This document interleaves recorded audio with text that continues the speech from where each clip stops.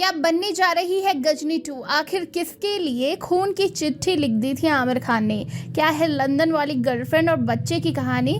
क्या आमिर खान का दंगल में उनकी बेटी बनी फातिमा से है कोई खास रिश्ता?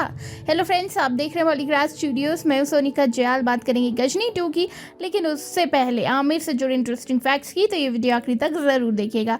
दोस्तों, बॉलीवुड के जाने माने superstar mister perfectionist Aamir Khan के बारे में कौन नहीं जानता। अपने एक्टिंग के दम पर इंडस्ट्री में धाक जमा चुके आमिर खान ने फिल्मों के अलावा अपनी निजी जिंदगी को लेकर भी खासा चर्चाओं में रहते हैं। तो चलिए आज हम आपको बॉलीवुड के हानिकारक बापू की लव लाइफ के बारे में बताते हैं।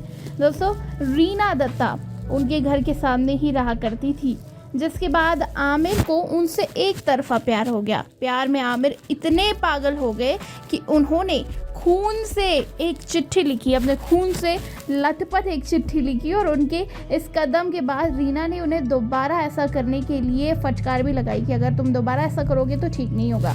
हालांकि फिर धीरे धीरे रीना को भी उनसे प्यार हो गया, लेकिन इन दोनों के धर्म अलग थे, जिस वजह से शादी में काफ़ी दिक्कतें आ रही थी। फिर भी सबका सामना करते हुए दोनों ने 1986 में गुपचुप शादी कर ली। कुछ समय बाद उनके 2 बच्चे हुए, जुनैद और आयरा। अब सोचने वाली बात यह है कि इतना प्यार होने के बावजूद आखिर क्यों ये अलग हो गए।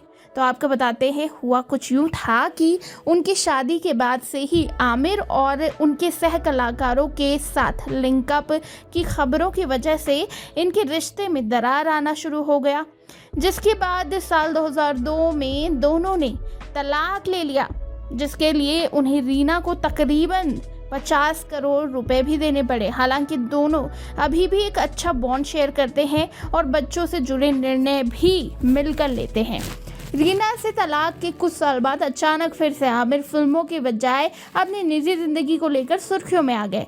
दरअसल एक ब्रिटिश पत्रकार जेसिका हाइंस के साथ उनके लिंकअप की खबरें आने लगी, जिनसे वो फिल्म गुलाम के शूटिंग के दौरान मिले थे और साथ में रहने भी लगे थे। कहा तो ये भी जाता है कि दोनों का जान नाम का बच्चा भी है, परंतु रिश्ते में आई खटास के बाद अलग हो गए ये दोनों, और जेसिका लंदन चली गई, अकेले ही बेटे की परवरिश कर रही है। हालांकि इस बात की कोई सच्चाई अभी तक सामने नहीं आई है, ऐसा कहा जाता है।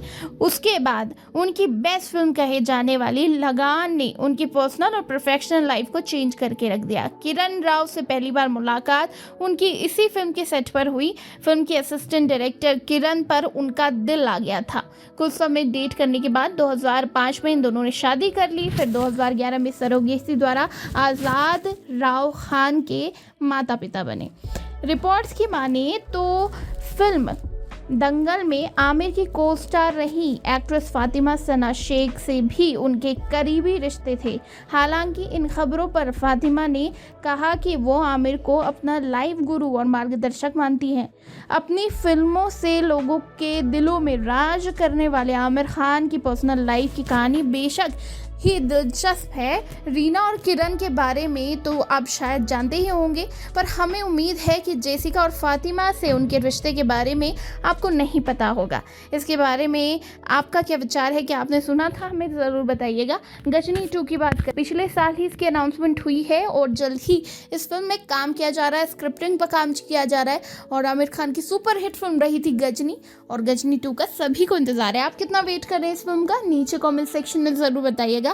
और इसी तरह के दूसरे दिलचस्प किस्सों बॉलीवुड अपडेट्स के लिए सब्सक्राइब करिएगा हमारे चैनल बॉलीग्रास स्टूडियोज को।